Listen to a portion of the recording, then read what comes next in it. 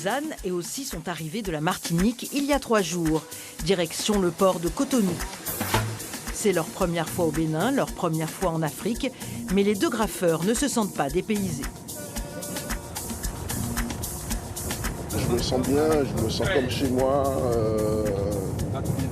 C'est vrai que je retrouve beaucoup de similitudes avec les gens de chez nous et on comprend d'où vient la racine en fait.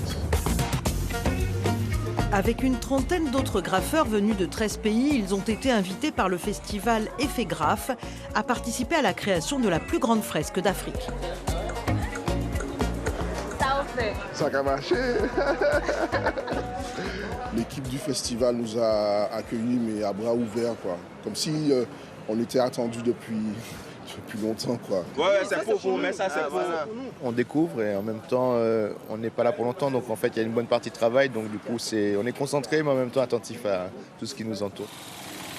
Une voiturette les attend avec leur matériel pour se rendre sur la partie du mur qu'ils ont commencé à peindre. Ils ont une semaine pour terminer sur un thème imposé, le Bénin de demain. Bienvenue au Bénin. Moi je fais Petit José de la rue Cazenègre, donc c'est un personnage un peu emblématique parce qu'il y a le roman de Joseph Zobel, il y a le film de Zan Palsy. Et en fait c'est quelque chose qui moi très tôt a résonné en moi quand je l'ai vu jeune. Et du coup on aimait bien cet échange en fait des thématiques, d'avoir la tradition mais aussi d'être tourné vers le futur. Le tambour qui est au milieu, c'est le tambour belé ou le tambour Njumba. Et en fait, c'est dans la même matrice que ce qui se fait en Afrique en termes de culture, de danse. Ce travail entre tradition et modernité a séduit les organisateurs, ravis que les 2 Martiniquais aient pu faire le déplacement.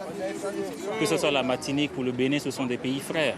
Il n'y a que la mer qui nous sépare. Cette frontière qui nous sépare, nous l'avons brisée cette année. Ils sont là, ils sont comme chez eux, ils se sont bien adaptés, ils s'acclimatent très bien. Zan et aussi ont pu finir avant leur retour en Martinique. Dans sa globalité, la fresque n'est pas encore terminée. Quand elle le sera, ce sont 1300 mètres qui seront colorés, ce qui en fera la plus grande fresque graffiti du monde.